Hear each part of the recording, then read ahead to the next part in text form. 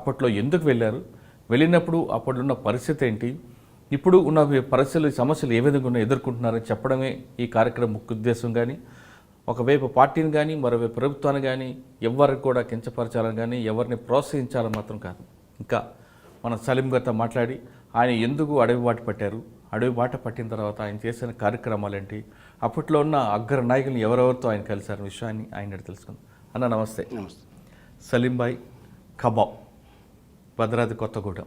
మీరు 2004 రాజశేఖర రెడ్డి గారి టైంలో ప్రభుత్వం ఇచ్చిన పథకాలకు జనజీవన సంస్థలు కలిశారు. కలిసిన తర్వాత 2004 నుంచి 2023 వరకు ఒక సామాన్యుడి మనుషులాగానే మీరు జీవిస్తున్నారు.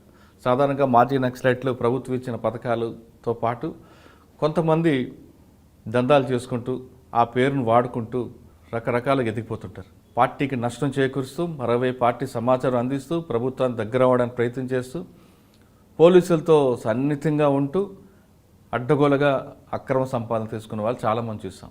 కానీ మీరు మాత్రం అక్కడ యూనిఫామ్ ఒకటే చేంజ్ అయిన తప్ప మామూలుగానే కనిపిస్తున్నారు.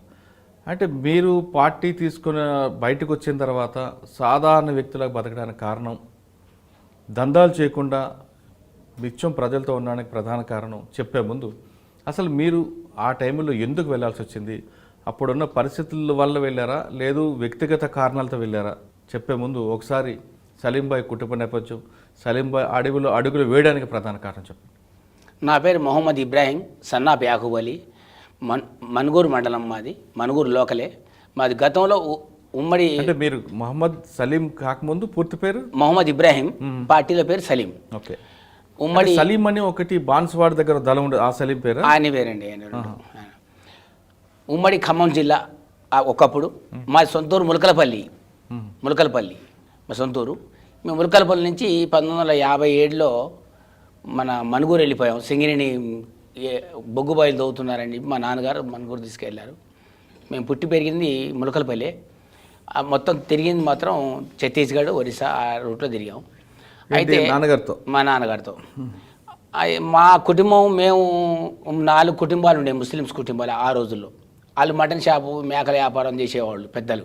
వాళ్ళతో పాటు మేము కూడా, నాది 83 10th అండి. 10th వరకు మనుగూరులో 7th వరకు మనుగూరు చదువుకున్నా. ఈ 10thకి నా చిన్నాటి స్నేహితులందరూ ట్రైబల్స్, మొత్తం ఎక్కువ ట్రైబల్స్ అయితే వాళ్ళు 7 హాస్టల్ చదువుకునేవాళ్ళు. వాళ్ళు 7th క్లాస్ నుంచి నన్ను అక్కడికి రమ్మంటాం, వాళ్ళ దగ్గర పోవటం, వాళ్ళతో పాటు తిరగటం, వాళ్ళ హాస్టల్లో పండుకోవడం వాళ్ళతో పాటు. వాళ్ళు ఇక పగలు వాళ్ళు స్కూల్లో చదువుకునేదని మేము కూడా వాళ్ళతో పాటు వెళ్ళేది. మాకు 7th వరకే మనుగూరులో ఉండేదండి అప్పట్లో. 83లో 10th మనుగూరు లేదు. అయితే అక్కడి నుంచి 7:30 పోయి 7:30 హాస్టల్ పిల్లలతో పాటు మేము కూడా చదువుకునేవాళ్ళం. అప్పుడు ఇంత ఏం లేదండి, ఈ జాయిన్ చేయించాల, పుస్తకాలు తేండి, పేపర్లు తేండి, నాన్న పేరు అయ్యే పేరు ఏం లేదు. అప్పుడు ఎవరు వచ్చినా చదువు హాస్టల్లో పేరు రాయించుకొని ఫుడ్ పెట్టేవాళ్ళు. ఏ జిల్లా ఆ జిల్లా అడగకపోయేది అప్పుడు, ఉమ్మడి ఆంధ్రప్రదేశ్ ఉన్నప్పుడు. 7th నుంచి 10th వరకు 7:30 పిల్లలతో వాళ్ళ హాస్టల్లో వాళ్ళు చదువుకునే వయసులో వాళ్ళ దగ్గర పోయి మేము వాళ్ళతో పాటు కొద్ది గొప్ప చదువుకుంటూ 10th వరకు 7:30 మంగపేట మండలాల్లో, వరంగల్ జిల్లా, ఉమ్మడి వరంగల్ జిల్లా 7:30 మంగపేట మండలాల్లో ఆడ కొన్ని రోజులు చదువుకుంటూ 10th వరకు పూర్తి చేశానండి. 10th వరకు పూర్తి చేసిన తర్వాత ఈ 3 సంవత్సరాలు 4 సంవత్సరాలు మంగపేట 7:30 తిరగడం, ఆడ చదువుకోవడం వల్ల నైట్ పూట హాస్టల్స్లో పండుకోవడం జరిగేదండి. నైట్ పూట పండుకుంటే 7:30 8 అయితే దళాలు పార్టీలు వచ్చేయండి. వచ్చి మీరు పాటలు పాడాలా, మంచిగా ఉండేది అది, మరి పాల ప్యాకెట్లు కావాలా, షుగర్ అని. మాకు వచ్చే కోటలో కూడా వాళ్ళకి ఎక్కువ వచ్చేది. అప్పుడు పిల్లలు తక్కువ ఉండేది, కోట ఎక్కువ వచ్చేది అప్పుడు ఉమ్మడి ఆంధ్రప్రదేశ్ ఉన్నప్పుడు. ఆ కోటలో ఉంటే మాకు ఎగస్ట్రా మిగిలేవి. వాళ్ళకు పాల ప్యాకెట్లు, పౌడరు, ఆ టీ పొడి ఇట్లాంటివి ఇచ్చేవాళ్ళం. వాళ్ళు టీ కాసుకునేటందుకు కొన్ని ఐటమ్స్ తీసుకునేటోళ్ళు. వాళ్ళు మా దగ్గర ఉండి తెల్లారులు పాటలు పాడించేవాళ్ళు. తెల్లారినాక పోలీసులు వచ్చి చాలా ఎవరెవరు పాటలు పాడినట్టు మా క్లాస్లో ఎవరు పెద్దవాడు ఉన్నాడు వాళ్ళు లీక్ చేసేవాడు భయపడి. ఇల్లు అంటే వాళ్ళు దెబ్బలు కొట్టిపోయేటోళ్ళు. అయ్యో పోలీసులు అట్లా చేసేది. ఇక మంగపేట మండలంలో అప్పుడు మీ దగ్గరకు వచ్చిన నాయకుల పేర్లను గుర్తున్నాయా? ఎవరైనా చూసేవారు హాస్టల్? ఇంకా అప్పుడంటే సీనియర్లు అండి. అప్పుడు సీనియర్లు అంటే బెద్దభద్రన్న ఉండేయండి. ఆయన ఇప్పుడు జగదల్పూర్లో ఉంటాడు, బిర్యాభద్రన్న. ఆయన లతక్క వాళ్ళ భార్య ఆయన ఉండేది. చలమన్న హయంలో అప్పుడు ఉమ్మడి పీపుల్స్ వార్ పార్టీ, అది పీపుల్స్ వార్ పార్టీలో నుంచే ఇది మావోయిస్టుగా 2004లో మారింది. అప్పట్లో సీనియర్ నాయకులు ఉండేది, వాళ్ళు మేము కార్యకర్తలు అంటే ఏముంది వాళ్ళకి ఏ పేరేంది ఏంది అని రాసుకొని చెప్పుకునేది కాదు కదా. ఇక మాకు కొరియర్గా పంపించేది బయటికి సామాన్లు అంటే మీరు హాస్టల్లో ఉన్నప్పుడు వాళ్ళు మీకు దగ్గర అయ్యేవారు? దగ్గర అయ్యేవాళ్ళు. ఓకే, అటువైపు ఎందుకు వెళ్ళాలనిపించింది? అది ఇక ఏముందండి, మనుగురులో 7th వరకు అయిపోయింది. ఇక మేము 10th ఎక్కడ చదువుతాం, ఏం లేదు. 7 మంగపేట మండలాల్లోనే కొద్ది టీచర్స్, అప్పుడు ఉమ్మడి వరంగల్ జిల్లా కాబట్టి బాగుందండి. అప్పుడు వరంగల్ జిల్లా తప్ప కాలేజ్ చేయాలన్నా ములుగు రావాలా, కాలేజ్ చేయాలి ములుగు రావాలా, అట్లాంటి పరిస్థితి. ఇక ఆ క్రమంలో ఇక చదువుకుంటూ అవన్నీ చేసాము. కొద్ది కేసులు పడే పొజిషన్ కనపడదండి. ఇక అవన్నీ నిర్బంధాలు పెరిగి కేసులు పడే పొజిషన్ ఉన్నప్పుడు ఈ ఇందిరాగాంధీ చనిపోయిందండి. అప్పుడు ఇందిరాగాంధీ 83 నవంబర్ అక్టోబర్ ఏదో చనిపోయినప్పుడు కొద్దిగా అప్పుడు నిక్కర్లు అండి పోలీసులకి, పాయింట్ లేవు నిక్కర్లు.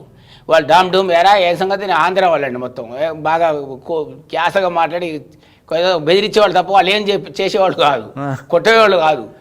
పిల్లలు కదండి, చదువుకున్న పిల్లలుగా మంచి చదువుకోవాలి రాదు అని చెప్పేది, చాక్లెట్లు ఇచ్చేది, అది చేసేది. కొద్దిగా సరదాగా అనిపిస్తుంది వాళ్ళని చూస్తే, ఏమనకపోయేది. ఏదన్నా బాగా బయటపడితేనే తీసుకుపోయి 2 దెబ్బలు కొట్టేది. అంతా పోలీసు వాళ్ళు అంత నిర్బంధం, బాగా కాళ్ళు పైకి లేపి కొట్టడం ఈ సినిమా లెవెల్లో పిల్లలకు చేయకపోయేది. ఎవరన్నా అగ్రనాయకులు దొరికితే చేసేది. అంత మాకైతే అంత వ్యవహారం లేదు. ఓకే, 86, 87 వరకు చేశానండి అక్కడ. ఆడ నుంచి ఛత్తీస్గఢ్ మొదలుపెట్టాయి. నిర్బంధం చనిపోయిన తర్వాత ఏం జరిగింది? ఇందిరాగాంధీ చనిపోయిన తర్వాత మేము చర్ల గోదావరి అవతల దాటామండి. మాకు మనుగురు నుంచి చర్ల దగ్గర ప్రాంతాలు ఉన్నాయి. ఎందుకు వెళ్ళారు అటువైపు? మీరు ఇక్కడ నిర్బంధం చదివారు, ఇంకా పైకి చదువుకోవాలని ఆలోచన లేదండి. ఇక చదువు లేదు. ఇక ఇది జాష మొత్తం మైండ్ అంతా అప్సెట్ అయిపోయింది. ఇక ఈ పార్టీ వైపు వాళ్ళ పాటలు వాళ్ళ ఆటలు దాన్ని ఆకర్షణ అయ్యి పార్టీలో పోవడం జరిగింది. మరి అమ్మా నాన్నకి చెప్పలేదు? మనుగురు వచ్చి మా అమ్మ నాన్నకి చెప్తే మా అమ్మ నాన్న కొన్ని రోజులు కొట్టడం తిట్టడం అవన్నీ చేశారు. ఆ తర్వాత మా నాన్నగారు చనిపోయారు, మా అమ్మ ఉంది. ఇక మా అమ్మ ఉన్నాక మేము ఇక మా పెద్దన్న ఎన్నోసార్లు కొట్టిండండి పోవద్దు అది ఇది అని, అయినా ఒప్పుకోలేము. మేము పార్టీలో రావడం చేసాం. అప్పుడు బాగా మాకు ఫోటోలు గీటోలు దొరకక ముందు బాగా నోటెడ్ కాక వరకు 89, 90 వరకు నోటెడ్ కాలేదు. బాగా లోపలికి పోవడం, 1 నెల రోజులు ఉండి ఒక 2 రోజులు రావడం, అట్లా చూసుకొని వెళ్ళిపోవడం. ఏదో సమస్య వచ్చినప్పుడు లోపల ఏం చేసేవారు వెళ్ళి? ఏం లేదండి, వాళ్ళు వంటలు వండిచ్చేవాళ్ళు. నాయకులు ఎవరైనా వస్తే ట్రీట్మెంట్కి తీసుకెళ్ళటం, నక్కలేదన్నా. మీకు అప్పుడు వయసు ఎంత అండి? నాది అప్పుడు ఎంత అండి, 16, 17 ఉంటాయి. నాకు 56 సంవత్సరాలు నా వయసు, 56. అచ్చా, లోపలికి వెళ్ళి అక్కడ వంటలు చేయడం, వాళ్ళకి హాస్పిటల్ చేయడం, కొరియర్ లాగా వాళ్ళకి సామాన్లు తెచ్చియడం, అవి చేయడం అండి. లేదంటే వాళ్ళు ఏదన్నా ఐటమ్స్ తయారు చేయమంటే రాడ్లు కట్ చేసి అవి ఐటమ్స్ తయారు చేసి కొన్ని బాధ్యుడు ఎవరండి అప్పుడు మాకు బాధ్యుడు అంటే చాలామంది ఉన్నారండి, పెద్ద వాళ్ళు. వాళ్ళు అంతా చనిపోయారు, కొంతమంది బయటకు వచ్చారు. మొన్న ఆయన కేంద్ర కమిటీ నెంబరు శ్రీనివాసరెడ్డి, ఎక్కటి శ్రీనివాసరెడ్డి ఐతు మొన్న సరెండర్ అయిన చూడండి, ఆయన కింద కూడా పనిచేసాం. కాకపోతే నాయకత్వం పెద్ద నాయకుల దగ్గర పనిచేసినా కానీ మేము క్యాడర్ కిందదే అండి. మాకు హోదా కావాలా, మేము ఆయుధం పట్టాలా, ఫైర్ చేయాలి, చంపాలనే ఆలోచన మాకు లేదు. మాకు మంచిగా అనిపించేది పార్టీలో పనిచేయాలా, ప్రజల కోసం పనిచేయాలా. ఆ క్రమంలో బీజాపూర్ జిల్లాలో స్కూళ్ళకి ఏదైనా మంచి చెడు చూడడం, వాళ్ళు పార్టీ ఎవరైనా కార్యకర్తలు వస్తే వాళ్ళని తీసుకుపోయి కలపడం, వాళ్ళు ఏదైనా పంచాయతీలు ఉంటే గ్రామ కమిటీల ద్వారా అట్లా చేయడం, ఇట్లాంటివి చేసేదండి భద్రంగా ఉన్నప్పుడు. అప్పుడు బాగా ఇంత నిర్బంధం లేదు. ఇప్పుడు కాకపోతే ఈ చంద్రబాబు నాయుడు గవర్నమెంట్ వచ్చిన కాడ నుంచే ఇక పార్టీ బాగా బలోపేతం కావడం, బాగా స్ట్రిక్ట్గా ఉండడం ఇవి జరిగినాయి. అంతకుముందు చాలా ఫ్రీ, మేము చేసినప్పుడు అంత పెద్దగా నిర్బంధాలు లేవు. మా మీద ఫైరింగ్ లేదు, వాళ్ళు మేము ఫైరింగ్ చేయకపోయేది. మాకు అప్పుడు ఆల్రెడీ మాకు ఆయుధాలు ఉండేవి, వాళ్ళకి ఆయుధాలు ఉండేవి. మాకు 303 ఉంటే వాళ్ళకి 303 రైఫిల్ ఉండేది. వాళ్ళు నిక్కరేసుకుని మా వాళ్ళు నిక్కరేసి మేము పాయింట్ వేసినా కానీ వాళ్ళు పాయింట్ వేసేది. సరే, బీజాపూర్లు వెళ్ళారు. వెళ్ళిన తర్వాత అక్కడ పరిస్థితులకు అనుగుణంగా అక్కడ సమస్యలు, గ్రామ కమిటీలు పెట్టడం, దండించడం ఇటువంటి చేసుకొచ్చారు. మొదటిసారి ఎప్పుడు ఆయుధం పట్టుకున్నారు? ఆయుధం పట్టుకోవడం లేదండి. దాంట్లో ఆయుధం అంటే పట్టుకుంటాం కానీ అది ఆయుధం పట్టుకున్నాం, ఇక్కడ తీసుకెళ్ళాం అక్కడ తీసుకెళ్ళాం కాని పని చెప్పరు. అంటే మీ పార్టీలో మీ కార్యక్రమం ఏంటంటే రాజకీయ కార్యక్రమాలా లేదా కొరియర్గా ఉండడం?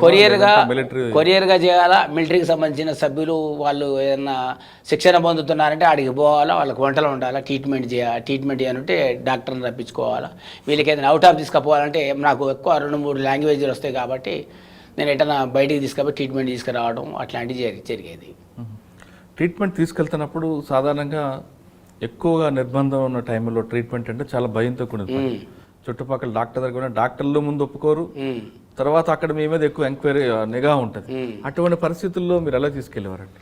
అప్పుడు అక్కడున్న ఆ లోకల్లో ఉన్న చిన్న చిన్న ఆర్ఎంపీ డాక్టర్స్ ద్వారా ఆ పై ఏ డాక్టర్ దగ్గర పోతే బాగుంటుంది అనే ఆలోచన మీద దాన్ని బట్టి మేము ఆలోచించుకొని నేను వెళ్ళేవాడిని. కేరళ ఎర్నాకుళం కూడా పోయాను నేను. ఎవరు తీసుకెళ్లారు నాకు? అప్పుడు వేరే అగ్రనాయకులు తీసుకెళ్ళాం, వచ్చారు. ఆ నాయకులు కూడా చనిపోయారు. అయ్యో, అంటే కేరళ ఎర్నాకుళంతో పాటు ఇంకెక్కడికి ఎక్కడ ఎక్కువ ఏ డాక్టర్ దగ్గరికి వెళ్ళేవారు? ఎర్నాకుళమే వెళ్ళాం. వైట్ మొత్తం అమెరికన్స్ అక్కడ. ఎందుకు ఎర్నాకుళం అంటే అక్కడ ఎక్కువగా ఓన్లీ లివర్ మాకు ఛత్తీస్గఢ్లో ఏంటంటే గోంగూర ఎండి చేప ఎక్కువ అండి. గోంగూర ఎండి చేప వల్ల ఏమైతే కిడ్నీల మీద లివర్ మీద ఎఫెక్ట్ పడుతుంది. అక్కడ గోంగూర ఎండి చేప తింటే కిడ్నీ లివర్ రెండు పడుతుంది, చాలా వరకు దాని మీద లోడ్ పడుతుంది. డైలీ ఫుడ్ అనేది డైలీ ఈరోజు క్యారెట్ తిన్నాం, రేపు క్యాబేజ్ తిన్నాం అనే ఇంకోటి తిన్నాం అని దొరకదు. ఈ వాగులో ఏజెన్సీలో గిరిజనులు ఏరుకొచ్చిన వాగుల్లో తీసుకొచ్చిన ఎండిపోయిన చేపలు, ఆ గోంగూర తప్ప మంచి కాస్ట్లీ కూరగాయలు లగ్జరీగా బతికే లైఫ్ ఉంటుందండి అందులో. అంటే గోంగూర చేపలు ఎండి చేపలు తినడం వల్ల లివర్ ఎఫెక్ట్ రావడం వల్ల ఎక్కువ ఎర్నాకుళమే. సరే, ఎర్నాకుళం వెళ్ళాలంటే మీరు బయటకు ఏ విధంగా వచ్చారు? బయటకంటే మాకు ట్రైన్ రూట్ ఏ రూట్లో ఉందో, బస్సు రూట్ ఏ రూట్ ఉంది, లారీ రూట్లో ఏ రూట్లో ఉంటుందో. విజయవాడ రావాల్సిందే కదా? విజయవాడ రాకుండా పోవచ్చు. మహారాష్ట్ర పోయి కూడా మహారాష్ట్ర నుంచి కూడా క్రాస్గా 2-3 రోజులు లాంగ్ చేసి కూడా క్రాస్గా పోవచ్చు. అది ఒకటే ఇండియాలో ఏ మూల నుంచైనా పోవచ్చు. అవసరమైతే ఇప్పుడు హైదరాబాద్ రావడం, వరంగల్ నుంచి రావడం, భద్రాచలం, కొత్తగూడెం నుంచి, ఖమ్మం నుంచి రావచ్చు, సూర్యాపేట నుంచి రావచ్చు. మహారాష్ట్ర పోయి కూడా హైదరాబాద్ రావచ్చు, మహారాష్ట్రలో రావచ్చు, లేదు అంటే ఢిల్లీ నుంచి కూడా రావచ్చు. అటు నుంచి మాకు ఛత్తీస్గఢ్ నుంచి మహారాష్ట్ర నుంచి హైదరాబాద్ రావచ్చు. డైరెక్ట్ హైదరాబాద్ ఇక్కడ రావాల్సిన అవసరం లేదు. సరే, మీరు అక్కడికి వెళ్ళిన తర్వాత మీకు ఎదురైన ఎప్పుడైనా ఎక్స్చేంజ్ ఆఫ్ ఫైర్ కానీ ఎదురైంది అక్కడ? ఫైరింగ్ అంటే భద్రలో ఉన్నప్పుడు జరిగిందండి. మాకు సెంట్రల్ కమిటీలో ఉండేవాళ్ళు కాదు, మాకు జెట్ కేటగిరీ ఉంటుంది. జెట్ కేటగిరీ ఉంటుంది మాకు. ఫైరింగ్ మా దాకా రావాలంటే దాదాపు 10 కిలోమీటర్ దూరం నుంచే మాకు కొరియర్ వ్యవస్థ గట్టిగా ఉంటుంది. మొత్తం అన్నీ ఉంటాయి మాకు. సెంట్రల్ కమిటీకి మధ్యలో ఉంటాం మేము. అక్కడ ఎక్కడైతే సాధారణంగా ఏ విధంగా ఉంటాయండి? ఇప్పుడు పోలీసులు చెప్తుంటారు, మేము అడవిలో కోంబింగ్ వెళ్ళాం, ఎదురు కాల్పులు జరిగాయి, వాళ్ళు పారిపోయారు, మేము వచ్చేసాం, లేదా వాళ్ళ కిట్ బ్యాగ్ దొరికాయి అంటుంటారు. అంటే ఇప్పుడు సెంట్రల్ కమిటీ మెంబర్ ఉండాలంటే ఎన్ని అంచెల భద్రత ఉంటుంది? ఫస్ట్ సెంట్రీ ఎక్కడ ఉంటారు, తర్వాత పాయింట్ ఎక్కడ ఉంటుంది, మెయిన్ టార్గెట్ ఎక్కడ ఉంటారు? అది మనం మన సినిమాలో చూసినట్టు ఏముంటుందండి. అది కమిటీ, సెంట్రల్ కమిటీ చుట్టూ ఒక 40-50 దళాలు ఉన్నాయంటే మధ్యలో సెంట్రల్ కమిటీ ఉంటుంది. ఆ దళాలు కూడా చుట్టుపక్కన 10 కిలోమీటర్కి లోపులోనే 4-5 స్క్వాడ్లు తిరుగుతాయి. మన స్టిక్గా ఉంటుంది పరిస్థితి. వాళ్ళు బయటికి ఎవరు అది మాకు కూడా మీ సెంట్రల్ కమిటీలో మేము కూర్చున్నప్పుడు ఈ వ్యవహారం చేసేటప్పుడు వాళ్ళ దగ్గర మేము పోయినప్పుడు మాట్లాడినప్పుడు ఆ పైనుంచి ఎవరు వస్తారు, ఎవరు పోతారు, ఎట్లా వస్తారు అనేది కూడా తెలియదండి. అంత స్టిక్గా ఉంటుంది. అదే పార్టీ అంటే అదే కదా, తెలియదు. డాక్టర్ ఆయన ఎవరు, కాంట్రాక్టర్ డాక్టర్ ఆయన ఏం చేస్తుంది వచ్చింది అనేది కూడా మాకు తెలియదు. అంటే ఇప్పుడు ఒక గ్రామం నుండి సెంట్రల్ కమిటీకి వెళ్ళాలనుకోండి, అంటే వాళ్ళ అనుమతితోనే వెళ్ళాలంటే ఎన్ని రోజులు పడుతుంది? మనకు ఇప్పుడు చర్ల ఉందండి, చర్ల నుంచి భద్రాచలం పక్క చర్ల ఉంది. చర్ల నుంచి పోవాలంటే వాళ్ళ బార్డర్, మన తెలంగాణ బార్డర్ వరకు పోవచ్చు. ఆడ నుంచి తిప్పాపురం నుంచి వచ్చి లోపలికి పోవాలంటే మాత్రం గ్రామ కమిటీలు ఉంటాయి. గ్రామ కమిటీ వాళ్ళు ఆపుతారు. మీరు ఎవరు, ఎక్కడి నుంచి వస్తున్నారు, ఏం సంగతి, నేను ఫలానా వాళ్ళు పిలిచారు వెళ్తున్నారంటే, వాళ్ళు పిలిచారా, మీరే వెళ్తున్నారా, వాళ్ళు మీకెడి తెలుసు, మీకు ఏమని చెప్పారు, అసలు మీ దగ్గర ఏమున్నాయి, మీరు అడిగి పోవడం కారణం ఏంటి, అక్కడ మీకు బంధువులు ఉన్నారా, మీ క్యాస్ట్ ఏంటి, మీ పేరేంటి, మీ లోతుపోతులని వాళ్ళు అడిగి తెలుసుకొని మళ్ళీ ఇంకో 3 కిలోమీటర్లు ఇంకో క్యాండిడేట్ ఉంటాడు, వానికి వాకిటాకితో మాట్లాడి ఆయన ఓకే అయిన తర్వాత ఇంకొకటి ఓకే అయిన తర్వాత ఇంకో 4-5 ఒక 10 మంది ఓకే అన్నారు. సాయంత్రం అయిద్దని ఆ రోజు పోలేము, ఆ రోజు నైట్ ఆడనే ఉంటాం. 2వ రోజు ఇవన్నీ క్లియరెన్స్ అయిన తర్వాతనే మీకు ఎక్కడికి తీసుకుపోవాలనేది వాళ్ళు ఆలోచించి తీసుకెళ్తారు తప్ప పోగానే సినిమాలాగా 4 చెట్లు దాటగానే తుపాకులు కనపడతాయి, అక్కడ అది ఉంటుంది, ఇది ఉంటుంది, డ్యాన్సులు ఉంటాయి, పాటలు ఉంటాయి, ఏముండవండి అక్కడ. చాలా స్టిక్ ఉంటుంది. కానీ మరి పోలీసులు వెళ్తున్నప్పుడు సెంట్రల్ కమిటీ దగ్గరకు వచ్చారు, వాళ్ళు ఇక్కడ కానీ ఫైరింగ్ ఓపెన్ అయితే అటువైపు వెళ్ళొచ్చు అంటే ఎంట్రీ ఎగ్జిట్ 2 చూసుకుంటారు. చూసుకొని యూ షేప్లో ఫైరింగ్ ఓపెన్ చేస్తారు, ఎక్కడో దగ్గర అవుట్ అవ్వడానికి. 2 క్లోజప్ అయితే వాళ్ళకు మన క్రాస్ ఫైరింగ్ అవుతుంది. ఒక్కోసారి నార్త్ వైపు పారిపోయారు అనుకోండి, అక్కడ కూడా ఒక అవుట్ పోస్ట్ ఉంటుంది. ఇవన్నీ క్రాస్ చేసి సెంట్రల్ కమిటీలు బయటకు వెళ్ళి వస్తారండి. సెంట్రల్ కమిటీకి ఇప్పటివరకు డైరెక్ట్గా సెంటర్ కాడికి పోయి ఫైరింగ్ చేసిన దాఖలా లేవండి. అంత పెద్దగా ఎవరు సాహసం చేయలేరు. రావాలంటే మా దగ్గర చాలా చాలా పెద్ద ఫోర్స్ ఉంటుంది. వాళ్ళు 90 మంది ఉన్నా ఒకటే, వీళ్ళు 5 ఉన్నా ఒకటే. వా, ఆ. అది వీళ్ళేమో అడవిలో నేర్చుకుంటారు, వాళ్ళు ఎడారిలో నేర్చుకుంటారు. అట్లా ఎడారిలో నేర్చుకున్నది వేరే ఉంటుంది, ఫారెస్ట్ నుంచి కొట్టేది వేరే ఉంటుంది. వాళ్ళ ఆలోచన వాళ్ళ విధానం వేరే ఉంటుంది. అచ్చా. అటువంటి సిచ్యువేషన్లో మీ దగ్గరకు వచ్చి మీరు మిస్ అయింది ఏమైనా ఉందా? మా దగ్గరికి వచ్చి నాకు మిస్ అయ్యేది ఏం లేదండి. నేనున్నంతసేపు ఏం కాలేదు. కాకపోతే దగ్గర దరిదాపులు అవుతున్నాయి, కానీ మాకు అంతవరకు రాకపోయేటి. కానీ సెంట్రల్ కమిటీ మెంబర్లు కొంతమంది ఎక్స్చేంజ్ ఆఫ్ ఫైర్లో చనిపోతుంటారు కదండి. చనిపోతున్నట్టే వాళ్ళు ఏదో వేరే స్కాడ్ల దగ్గర ఏదన్నా ఈ ప్రాబ్లం ఉంది, వాళ్ళు ఏదన్నా వాళ్ళకి సరి చేయాలా, వాళ్ళు ఏదైనా బయటికి వెళ్దాం అనుకుంటారా, వాళ్ళు ఏంటి ఫ్యామిలీ ఎవరైనా ప్రేమించారా, ఎవరైనా నేను ఆ అమ్మాయి కమాండరు ఇంకో ఎవరైనా డిప్యూటీ కమాండర్ని ఎవరైనా లవ్ చేశారా, ఏంది ఈ సంగతి ఏంది, మరి వీళ్ళని విడదీద్దామా కలుపుదామా, దీన్ని ఏ ఆలోచన చేద్దామా అనే ఆలోచన మీద ఒకసారి ఒక అగ్రనేత సైడ్కి వెళ్ళిపోయి వాళ్ళకి ఏదో విచారించి వాళ్ళ విషయాలు మాట్లాడుకున్న తర్వాత క్రమంలో ఏదైనా జరిగితే జరగవచ్చు తప్ప పూర్తి ఇన్ఫర్మేషన్ లేదంటే ఆ బయట నుంచి వచ్చే ఫుడ్ ఏమన్నా, ఇప్పుడు బయట నుంచి వచ్చే ఫుడ్ ఎవరు తీసుకుంటలేరు ఈ లోపల. బయట నుంచి వచ్చే ఫుడ్ పాల ప్యాకెట్ కానీ, యాపిల్ కానీ, చేపలు కానీ, మటన్ కానీ, చికెన్ కానీ, దాంట్లో ఏమైనా ఇస్తే వాళ్ళు వండుకొని తింటే మూర్ఖత్వం ఎవరు కొంతమంది ఉంటారు.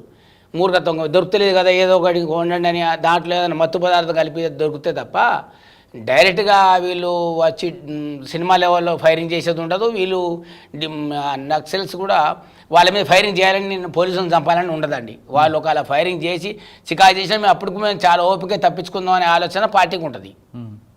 సార్, ఇంత నిర్బంధం ప్లస్ ఇంత టెన్షన్ మధ్యలో అక్కడ ఉండి వాళ్ళు ప్రజలకి ఏం చేద్దాం అనుకుంటుంటారండి?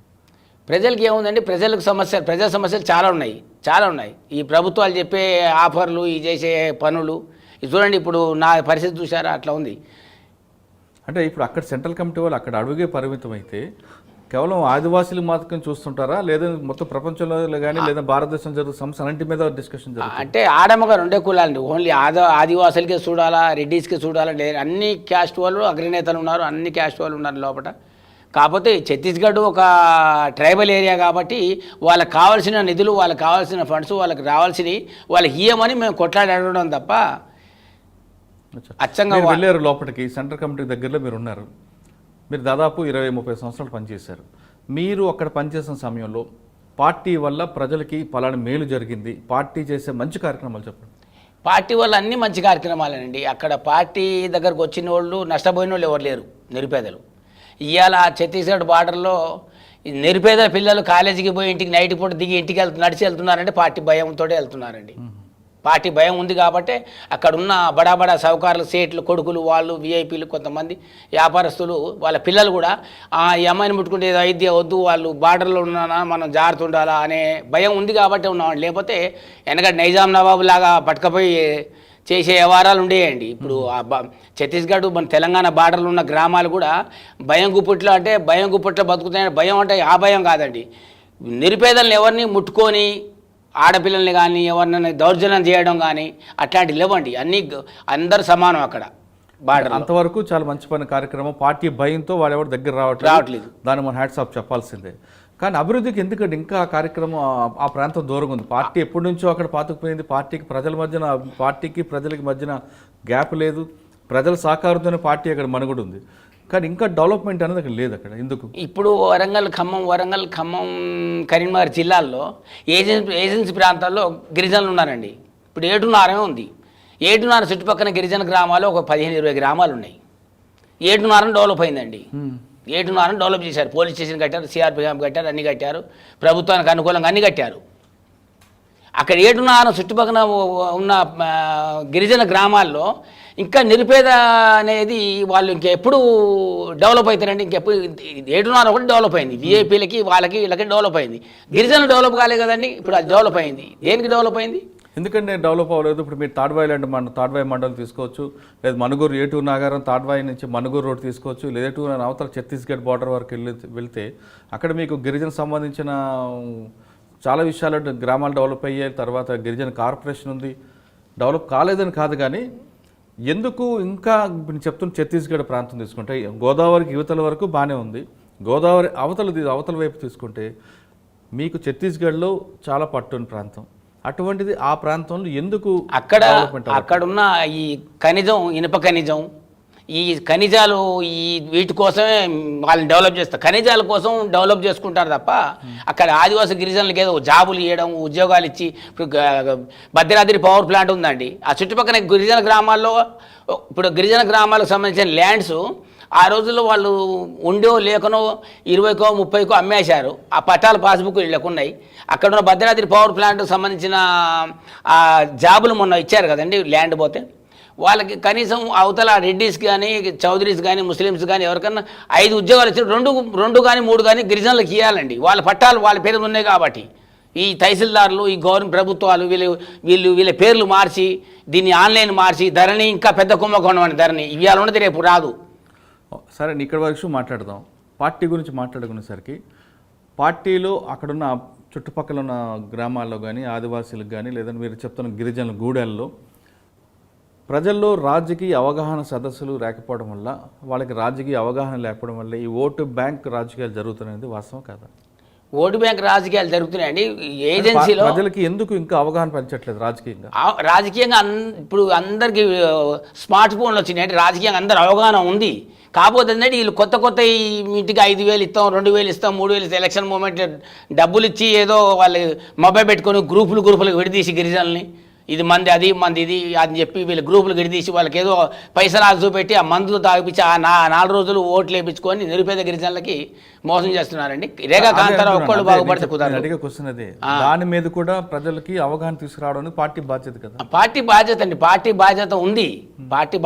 పార్టీ కంటే బాగా ఇప్పుడు మా తెలంగాణ గ్రామాల గిరిజనులు బాగా నేర్చుకున్నారు తప్ప వాళ్ళకి ఏదన్నా ముందుండి తీసుకుపోయే పొజిషన్ ఏం లేదండి. ఐటీడీ ఆఫీస్కు 4 తీసుకెళ్లారనుకోండి, దానికి ఒక బ్రోకర్ ఉంటాడు.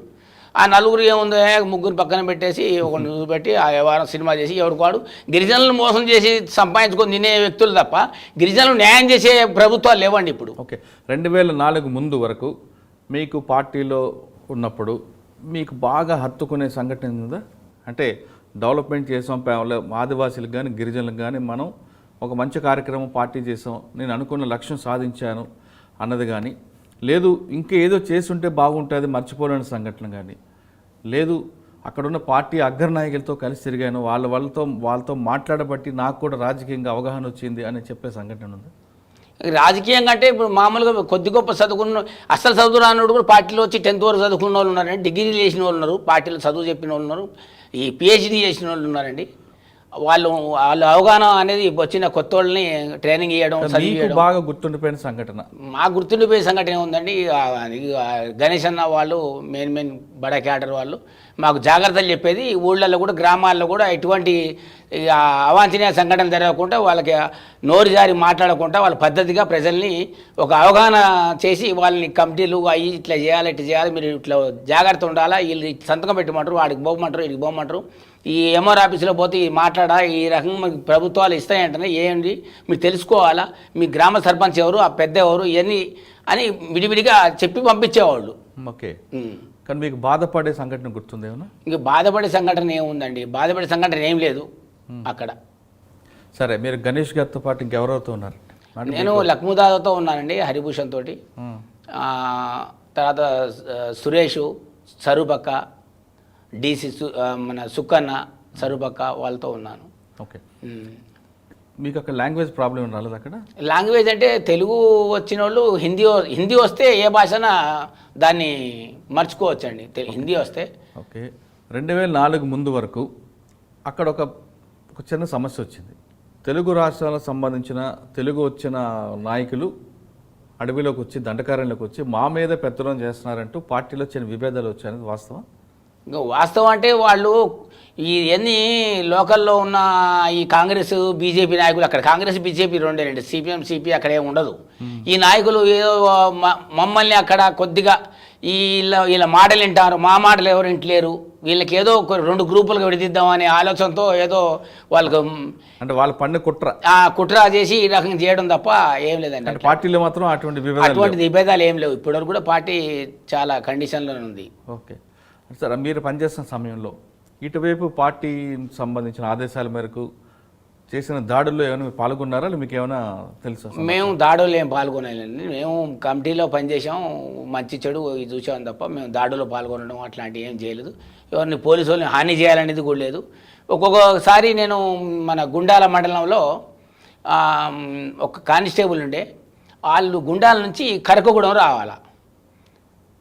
ఆయన ఒకప్పుడు కారేపల్లి గేట్ కారేపల్లిలో చేసిండు. తర్వాత ఆయన పేరు ముస్లిం పేరే ఉంది, ట్రైబ్, ఆయన పేరు రావట్లేదు.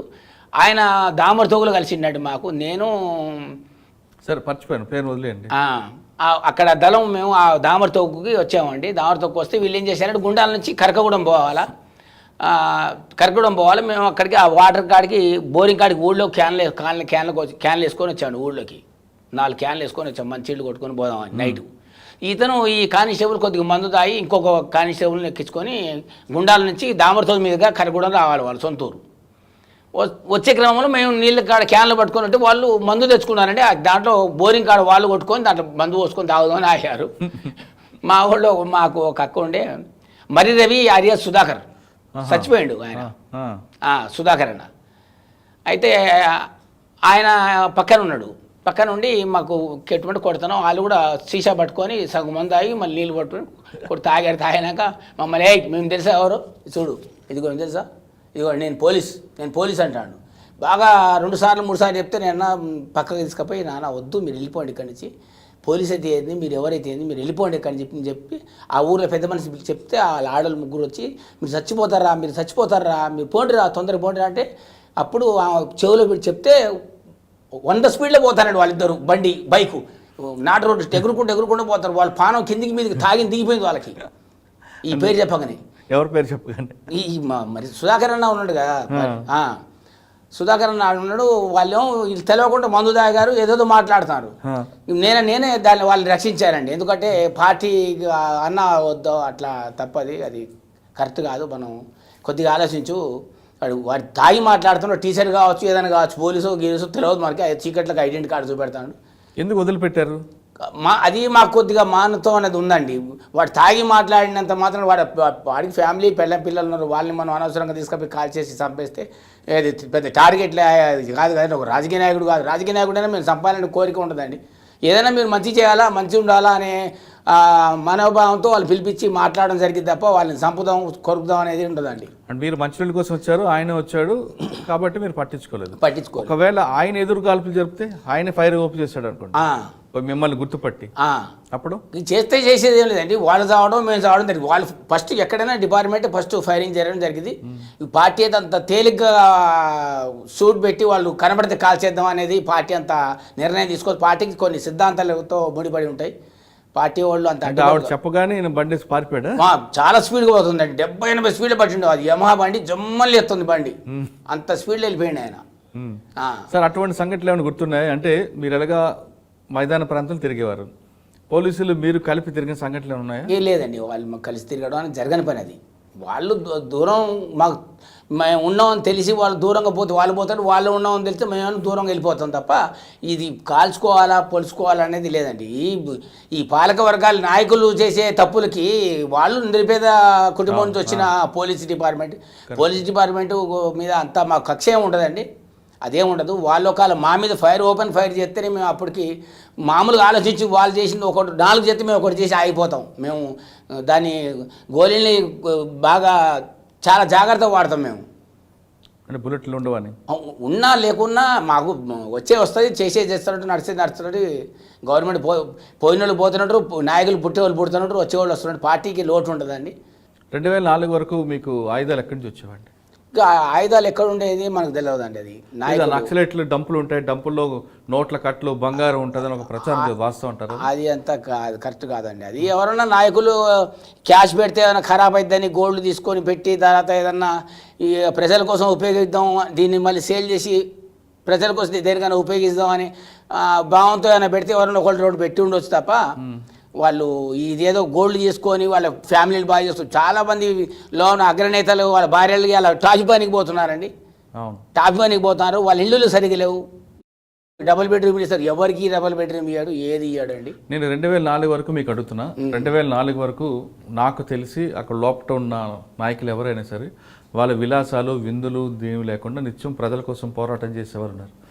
అది నిజంగా చెప్పాలంటే అక్కడ అన్ని రకాలుగానే టెన్షన్ ఉంటుంది. ఒక కేవలం పోలీసు వైపులు కాదు, మూగజీవులు రావచ్చు, పాములు రావచ్చు, ఏ రకంగానే ఉంటాయి. అటువంటి ప్రాంతాల్లో ఉన్న వాళ్ళని కొంతమంది పోలీసులు అప్పట్లో అగ్రనాయకులు అందరూ కూడా విలాసాల జీవితాలకు అలవాటు పడ్డారు, కేవలం కింద వాళ్ళు మాత్రమే తుపాకీ బుల్లెట్లకు బలవుతున్నారంటే ఒక స్టేట్మెంట్ ఇచ్చారు. దాన్ని ఏ విధంగా అంటే మిగతా వాళ్ళు పోగొట్ట ఉండడం కోసం లోకల్లో కొన్ని ఇబ్బందులు పెడుతున్నారు కదండి. ఆ ఇబ్బందుల వల్ల ఇప్పుడు కాకతీయ యూనివర్సిటీ, ఉస్మానియా యూనివర్సిటీ ఉన్నారండి. చిన్నగా పార్టీ బలోపేతమైంది, డబల్కి డబల్ అయింది. ఇంకోసారి తెలంగాణ బీహార్ అయిపోద్ది, ఇంటింటికి నక్సలైట్ పుడతాడు. అట్లాంటి పరిస్థితి ఉందండి ఇప్పుడు. అంటే అక్కడ అప్పుడు 2004 వరకు నేను అంటుంది 2004 మీరు లోపట ఉన్నారు కాబట్టి అక్కడ అగ్రనాయకులందరూ విలాసాలు విందులతో ఉంటారా? ఏం లేదండి అట్లా. అప్పుడు ఆ రోజుల్లో మాకు అసలు ఈ పూట తింటే రెండో పూటకి 100 కాయలు ఎట్లుంటుందో తెలియదండి. 2004 వరకు కూడా రోడ్లు, కాంట్రాక్ట్లు, బడాబడా వ్యవహారాలు, అప్స్టేర్స్, ఇవన్నీ ఈ బడాబడా బిల్డింగ్స్, ఈ హైవే ఇతర దేశాలు పోయి డబ్బులు తెచ్చుకోవడం, ఈ నాయకులు పెద్ద పెద్ద రోడ్లు వేయడం, అట్లాంటివి ఏం లేవు. 2004 లేదండి. 2004 వరకు ప్లేన్, ఏం లేదు. ఇవాళ తిండికుంటే రేపు ఉండకపోయేది పార్టీకి. సాధారణంగా రోజు దినచర్య ఏ విధంగా ఉంటుందండి? లోపల దినచర్య ఏ విధంగా ఉంటుంది నాయకులది, అగ్ర నాయకులది? ఏముంటుందంటే పొద్దున్న ఛాయ్ ఇస్తారా? ఆ ఛాయ్ తాగుతాం, పొద్దునే మిలిటరీ వాకింగ్ చేపిస్తారు, కొద్దిగా 2 గంటలు హార్డ్ వర్క్ చేపిస్తారు, ఛాయ్ పెడతారు, ఛాయ్ తాగుతాం. 1 గంట 2 ఛాయ్లో పాలు ఉండవు కదండి? ఈ పాలంటే పాల పొడి ఉంటుంది. ఇప్పుడైతే ఛత్తీస్గఢ్ పాల పొడి లేని ఛాయ్ ఇచ్చారు అప్పుడు. పాలు డికేషన్ తాగుతాం. ఆ డికాషన్ కూడా ఒక్కొక్కసారి చాయ్ పత్తి తక్కువ ఉంటుంది. ఇవాళ ఉడకబెట్టిన చాయ్ పత్తి మళ్ళీ ఎండబెడతాం, మళ్ళీ ఎండబెట్టి మళ్ళీ దాన్ని ఇంకోసారి చేసుకుంటాం. టీ పొడి కూడా దొరకని పరిస్థితి. తర్వాత ఇంకా అదేనండి, ఇక ఆ పొజిషన్ అట్లుంటుంది. ఇక అక్కడ చాయ్ తర్వాత టిఫిన్ ఏమి ఇస్తారు? టిఫిన్ ఏమి ఉంటుందండి, ఫుడ్డే. టిఫిన్ ఇక్కడ లగ్జరీ కూర్చోవడం ఏం లేదు. ఆ ఫుడ్ కూడా అన్నం ఎవరికి పడితే వాళ్ళు కూర ఎక్కువ వేయడం, అన్నం ఎక్కువ వేసుకోవడం ఉంటుంది. అంతా ఒక పాలిథిన్ కవర్ మీద వేసి కూర అన్నం అంతా కలిపి ఎవరికి కావాలో మనిషికి ఇంత తీసుకొని వేసుకోవడం తప్ప, నేను చికెన్ జాయింట్ తింటా, నేను ములక్కాయ ముక్కలు తింటా, నాకు ఆలుగడ్డల ముక్కలు తింటా అంటే కుదరదు. అన్నీ కలుపుతారు, పాలిథిన్ కవర్ కలిపేసి కింది మీద చేస్తారు. చేసిన తర్వాత ఎవరికి ఎంత కావాలో అంత వేసుకొని తినేయడం, మిగిలింది మళ్ళీ పంచుకోవడం. లాస్ట్కి మళ్ళీ పోయేటప్పుడు దాన్ని మళ్ళీ కచ్చిపిలో చుట్టూ ఉండలాగా చేసుకొని కచ్చిపిలో కట్టుకొని జైల్లో పెట్టుకొని వాటర్ బాటిల్ పెట్టుకోవడం. ఆకలినప్పుడు అదే అన్నం 2 రోజులు 3 రోజుల దాకా అదే. కొద్దిగా ఆరితే పంచికి పనిచేస్తుంది, ఆరకపోతే కొద్దిగా అట్లనే ఇక కళ్ళు మూసుకొని ముద్ద తింటాం. ఆ ప్రజల కోసం పనిచేయడం కోసం వచ్చినాం, లగ్జరీ కోసం కాదు. ఇక కష్టాలు దుఃఖాలు అన్నీ దాంట్లో చూసుకుంటూ అయ్యే దాన్ని తిని బతకడం. వంట చేస్తుంటే పొగ వస్తుంది కదండి, ఏ విధంగా మరి మీరు బయటపడతారు? పొగ అంటే పొగ వచ్చిందంటే పోలీసులు తెలుస్తుంది కదా. బొగ్గులు, కాల్చిన బొగ్గులు ఉంటే కాల్చిన బొగ్గుల మీద వంటలు వండుకుంటాం. ఇక వంట చేసే పొగలంటే మాకు అన్ని గ్రామ కమిటీలు ఉన్నాయి ఊర్లో, అన్ని ఊర్లలో గ్రామ కమిటీలు ఉన్నాయి. ఊర్లో నుంచి కూడా వంట తీసుకొస్తారు. ఒకవేళ దూరంగా ఉంటారు, దూరంగా ఉంటే వంట వండుతామండి. అప్పుడు పొగ వస్తుంది కదా. పొగ వస్తుంది కానీ పెద్దగా రాదు. బాగా గృహాల కింద కొద్ది లైట్గా ఎటు అటు విడిపోయేటట్టుగా, ఒకేసారి భయ్యమ లేవకుండా కట్టెలు పొగొచ్చే కట్టెలు కాకుండా పొగరాని కట్టెలు కూడా ఉంటాయండి. ఆ కట్టెలు వేస్తే ఒక 2 నిమిషాలు అట్లా వచ్చినట్టు అనిపిస్తుంది. కొద్దిగా పైన అంటే ఎటు దట్టు సైడ్ అయిపోద్ది తప్ప పైకి పోదు. స్టీల్ ప్లేట్ కూడా వాడరు. స్టీల్ ప్లేట్ వాడితే ఏమైతే అన్నం తిన్నప్పుడు ఇట్లా కడిగినప్పుడు ఇది ఫోక్స్ పడుతుంది, కెమెరా ఫోక్స్ పడుతుంది, దాని మీద ఫైరింగ్ జరుగుతుంది. ఒకసారి జరిగింది అట్లా. ఎక్కడ? తెలంగాణనే మన ఈ ములుగు జిల్లాలో జరిగింది. ఎలా? ఇదే ఈ అన్నం తిని పైకి పోయి కింది దిగుతారు, ఈ ప్లేట్ వెనక తీసి ఎరగబెట్టుకుంటాను, చెక్కుని మెరవగానే అటు నుంచి ఫైరింగ్ జరిగింది వాళ్ళకి.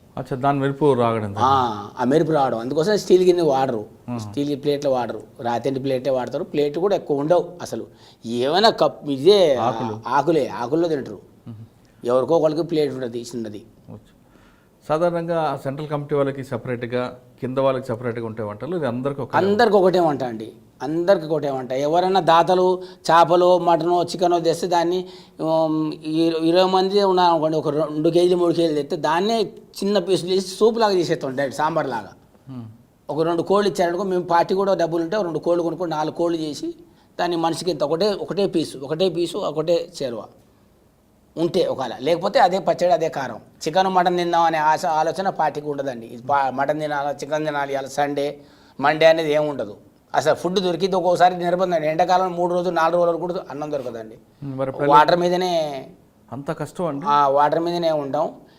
ఎక్కడన్నా ఊరు తగిలితే ఎవరన్నా దాతలు ఫలానా అయ్యో మన ఇబ్బంది పడి అడవిలో పొయ్యిల కట్టెలకు వచ్చేవాళ్ళు, గేదెలు కాసేవాళ్ళు ఎవరైనా ఉంటే ఆలోచన పెట్టుకుంటే మనోళ్ళు ఇక్కడ ఒక 5-6 ఉంటారు అనుకుంటే వాళ్ళు క్యారేజ్ తెచ్చుకుంటారు కాబట్టి కొద్దిగా ఎక్కువ తెచ్చుకుంటారు వాళ్ళు మా దృష్టిలో పెట్టుకొని తగులుతారని వాళ్ళ దగ్గర అడుక్కొని ఆనంది ఆ ముద్దే 2 ముద్దలు తింటే 2 ఇడ్లీలు అంతా తింటే కొద్దిగా ప్రాణం వస్తుంది, కొద్దిగా సేవ్ అయింది.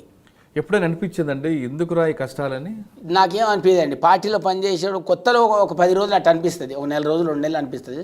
తర్వాత దాని సమయానికి తిండి ఉండదు, నిద్రపోతే ఏ పాము వస్తే కరుస్తుందో టెన్షన్ ఉంటుంది, ఒకవైపు బుల్లెట్లు రావచ్చు, ఎందుకు వచ్చావరా అని ఇప్పుడు అనిపించలేదు? ఏం అనిపించదండి, ఫస్ట్ స్టార్టింగ్లో కొత్తలో అట్లా బాధ అనిపిస్తుంది, తర్వాత ఏం అనిపించదు. మరి స్నానాలు అని అడగండి. స్నానాలు అంటే ఇక రోజు ఎప్పటికప్పుడు సబ్బులు గిబ్బులు షాంపూలు వాడేది ఉండదండి, మామూలుగా స్నానం వారానికో 15 రోజులకో పార్టీ నిర్ణయం వరకు స్నానం చేయాల్సింది తప్ప రోజు స్నానం చేస్తాను ఇస్త్రీ బట్ట దొరుకుతాననేది ఉండదు. కానీ పార్టీ మీద ఒక ఆరోపణ ఉందండి, మైనర్లు గ్రామాల్లో ఉన్న మైనర్లందరినీ పార్టీలకు ఆహ్వానిస్తారు, చిన్నపిల్లల్ని బాల కమిటీలు పెట్టి వాళ్ళతో కూడా చేపించడం అనేది. మాకు దత్తత చేసుకునే గ్రామాలు ఉంటాయండి, గ్రామాల్లో వాళ్ళకి స్కూల్స్ ఉండవు, వాళ్ళు జగదల్పూర్ పోయి చదువుకోలేరు, సుకుమా దంతివాడ పోలేరు. మాకు గ్రామ కమిటీలో మాకు ఇక్కడి నుంచి చదువు బాగా పెద్ద పిహెచ్డీ చేసిన వాళ్ళు, ఎంఎస్సి బీఈడీ చేసిన వాళ్ళు కొత్త వాళ్ళు జాయినింగ్ వస్తారు, వాళ్ళని స్కూల్లో పెడతాం ఒక 6 నెలలు సంవత్సరం. వీళ్ళు అయిపోయే లోపు ఇంకొకళ్ళు వస్తారు, ఎవరో ఒకళ్ళు. అదే స్కూల్ పెడతాం, స్కూల్ పెట్టి స్కూల్లో చదివించడం వరకు పర్వాలేదు, కానీ తర్వాత వాళ్ళని పార్టీలో తీసుకోవడం అట్లా ఉండదండి. ఆ పార్టీలో వాళ్ళ ఇష్టం వస్తారు, లేకపోతే వాళ్ళు డెవలప్ కావాలా, వాళ్ళు ఒక పోలీస్ ఉద్యోగం తప్ప టీచర్ ఉద్యోగం కానీ డాక్టర్ ఉద్యోగం కానీ ఐఏఎస్ కానీ ఐపీఎస్ వదిలిపెట్టేసి పోలీస్ ఉద్యోగం వదిలిపెట్టి ఏ ఉద్యోగానికైనా మేము ప్రిఫరెన్స్ ఇస్తాం. పోలీస్ అయితే ఎవరా? పోలీస్ అనేది అది జరగని పని, సాధ్యం కాదు. ఎందుకు కాదండి, వాళ్ళు అది అంతా తేడా పడుతుంది వ్యవహారం. వాళ్ళు మళ్ళీ మనుషులే కదా, వాళ్ళు వాళ్ళ పుస్తకం వేరు, వాళ్ళ సిద్ధాంతాలు వేరు. వాళ్ళు ఒకళ్ళు ఉన్నా కానీ పిల్లల్ని చదవనియరు, వాళ్ళు ఏదో అంటారు. ఎమ్మెల్యే వస్తానంటారు, ఎంపీ వస్తానంటారు, కాంగ్రెస్ అంటారు, తెలుగుదేశం అంటారు. ఈ సిటీకి తీసుకెళ్తారు వీళ్ళని తీసుకపోయి 2 గిరిజన పిల్లల్ని తీసుకపోయి 4 అక్కడ పోయిన 4 అవుతారు. అక్కడ 4 రోజులు బస్సు చేస్తారు, వాళ్ళ అక్రమ సంబంధాలు ఏర్పడతాయి, గిరిజన పిల్లలు పాటు చేయడానికి అవకాశాలు ఉంటాయి. మా దగ్గర ఆ ఊర్లో ఆ చుట్టుపక్కల గ్రామాలు చదువుకొని డెవలప్ అయిన తర్వాత వాళ్ళు ఎక్కడైనా పోవచ్చు. మరీ మైనర్ పిల్లల్ని అయితే మేము బయటికి. సెంట్రల్ కమిటీలో మీకు బాగా దగ్గరగా అనుబంధం ఏర్పడ్డ నాయకులు ఎవరండి? ఇక ఆయన లతక్క ఉండే, భద్రాన్ని ఉండేనండి, వెళ్ళిపోయారు. వాళ్ళు వెళ్ళిపోయినా కూడా నేను బయటకు వచ్చేసానండి. మరి 2004లో ఎందుకు మీరు చర్చల తర్వాత బయటికి రావాలనుకున్నారు? చర్చల తర్వాత అంటే నాకు ఈ మోకాల్లో వాటర్ వచ్చిందండి, నాకు 4 ఆడపిల్లలు. అంటే లోపలికి వెళ్ళిన తర్వాత పెళ్ళి అయిందా కాకముందు? లోన వెళ్ళకముందే పెళ్ళి అయిందండి. పెళ్ళిళ్ళు మామూలుగా కొరియర్గా ఉన్నప్పుడు కూడా మా ఫ్యామిలీ వచ్చేది పోయేది, మేము అంతా మాకు కొరియర్ వ్యవస్థ ఉంటుంది, వాళ్ళ ద్వారా మా ఫ్యామిలీని పిలుచుకురావడం తీసుకుపోవడం అవన్నీ జరిగాయి. మాకు గ్రామ కమిటీలో ఉంటాయి, వాళ్ళ ద్వారా పిలుచుకురావడం, వాళ్ళు మా 15 రోజులు 20 రోజులు ఉంటాం పోవడం అవన్నీ జరుగుతాయి. మరి మీ కుటుంబం 4 పిల్లలు వచ్చారు, మరి ఆవిడకి పోషణకి మీరు ఏ విధంగా సహాయపడేవారు? ఏం పోషణ లేదండి. మా అమ్మ ఉండేది, మాకు చిన్న చికెన్ సెంటర్ ఉండేది, మా బాబు ఉండేవాడు, మా అమ్మ ఉండేది, మా మిస్సెస్ ఉండేది. ఆ కోళ్ళు గీళ్ళు అమ్ముకుంటూ టీడీపీ సెంటర్లో మన ఊళ్ళో చికెన్ షాప్ ఉండేది. ఆ చికెన్ షాప్ మీద ఫ్యామిలీ వెళ్ళేది. అట్లే ఇక ఏదైనా గుడ్డలు కొనుక్కోవాలంటే పాత గుడ్డలు అవి సంతలు అమ్ముతారు కదండి, అవి తీసుకుని అట్లే ఓపిక పెట్టి ఉండేది. మీరు లోపలికి వెళ్ళి ప్రజల కోసం నిత్యం పోరాటం చేసే మీకు మరి మీ కుటుంబం వాళ్ళ పిల్లలకి భవిష్యత్తు చూడాలనే బాధ్యత లేదా? పార్టీకి బాధ్యత ఉందండి, పార్టీకి బాధ్యత ఉంది. పార్టీ కూడా చదివిస్తుంది. కాకపోతే ఆ ఏరియాలో ఉండాలి. మేము ఇక్కడ ఉండి ఈ పార్టీ చదివేయడం జరగని పని అండి. ఛత్తీస్గఢ్లో ఒరిస్సాలో ఉంటే పార్టీ చదివిస్తుంది, అన్నీ చూస్తుంది పార్టీ. అంటే కుటుంబ పోషణకి డబ్బులు క్యాష్ ఏమి ఇవ్వదండి. వాళ్ళ అందరి పిల్లలు ఎట్లయితే చదువుతున్నారో మన పిల్లలు అంతే చదవాలండి. నేను నాయకుడు కొడుకు కదా, నేను అమెరికాలో పోయి చదువుతాను, నేను గద్దర్ కొడుకు నేను యూఎస్ఏలో పోయి చదువుతాను, కుదరదు. అందరి పిల్లలు అక్కడ ఏ కార్యకర్తల పిల్లలు అయితే ఎట్లా చదువుతున్నారో మన పిల్లలు అట్లే కింద కూర్చొని చదవాలి, అట్లయితేనే ఉండాలి. అట్లా తప్ప నేను వీఐపీని నేను పెద్ద నాయకుడిని, నా కొడుకు పైన చైర్లో కూర్చొని చదువుతున్నాడు, కుదరదు. అట్లా గవర్నమెంట్ స్కూల్ ఎందుకు రావాల్సి వచ్చింది బయటకు మీకు? మా ఫ్యామిలీని పిలిచి వాళ్ళు పోలీసు వాళ్ళు ఈ ఫ్యామిలీ కౌన్సిలింగ్ పెట్టడం, ఈ జరగడం, మీ 4 ఆడపిల్లలు అని చెప్పి అప్పుడు దేవేందర్ సింగ్, ఇప్పుడు రాసకొండ సిపి గారు, అప్పుడు దేవేందర్ సింగ్ చౌహాన్ ఖమ్మం జిల్లా ఎస్పీ చేశారు. అవును. ఆయన నాగేశ్వరరావు కలెక్టర్ గారని ఖమ్మం కలెక్టర్ గారు నాగేశ్వరరావు గారు చేశారు. వాళ్ళు చూసి నన్ను గ్యారంటీ రప్పియాలంటే మా మిస్సెస్ని మా అమ్మ వాళ్ళని పెద్దల్ని బాగా టైట్ చేయడం వల్ల మమ్మల్ని పిలిపించుకుంటే మేము వచ్చి ఆయన దగ్గర లొంగిపోయామండి ఎస్పీ గారి దగ్గర. ఎవరెవరు మీరు? నాతో పాటు వేరే వివిధ జనశక్తి గ్రూప్స్ వాళ్ళంతా ఒక 5-6 కలిసి సినిమా చూపించారు అక్కడ సిలిండర్ కింద. ఒకటి మావోయిస్టేనే కాకుండా 4-5 పార్టీలు చిల్లర గ్రూపులు అవన్నీ తీసుకొచ్చి దాంట్లో కుప్ప చేసి సినిమా చూపెట్టారు. ఆ రాచకొండ సిపి గారు ఇప్పుడున్న దేవేంద్ర చౌహాన్ గారు అప్పుడు ఎస్పీ, ఉమ్మడి ఖమ్మం జిల్లా ఎస్పీ, ఆయన ముందు సిలిండర్ చూపెట్టారు. నాకు రాజశేఖర రెడ్డి గారి గవర్నమెంట్ కాబట్టి కొద్దిగా న్యాయం జరిగిందండి. రాజశేఖర రెడ్డి గారి గవర్నమెంట్లో న్యాయం జరిగిందంటే కొంతమంది మాజీలకు మాత్రం దందా కింద చేయని వాళ్ళకి మాజీలకు మాత్రం చాలా మంచిగా చూశారు. పోలీసులు కూడా చాలా మంచిగా చూశారు, ప్రవర్తించారు. మేము కూడా చాలా జాగ్రత్త ఒళ్ళు దగ్గర పెట్టుకొని కోళ్ళ వ్యాపారం, మేకల వ్యాపారం, ఏదో వ్యాపారాలు చేసుకుంటూ ఉన్నాం. మాకు 5 ఎకరాల పొలం ఇచ్చానండి. రాజశేఖర రెడ్డి గారి సమయంలో మీరు ప్రభుత్వం ముందు లొంగిపోయారు. అప్పుడు ప్రభుత్వం ఇచ్చినవన్నీ కూడా మీకు అందాయా? నాకు ఇవ్వాల్సింది ఇచ్చానండి. నేను తీసుకున్నాం. 5 ఎకరాల పొలం ఇచ్చారు, నాకు కొంత క్యాష్ ఇచ్చారు. దాంట్లో కొంత క్యాష్ దాతలు ఇచ్చారు. వాళ్ళు కలుపుకొని నాకంటే సాగు చేసిన పొలం ఇవ్వలేదండి, చేను.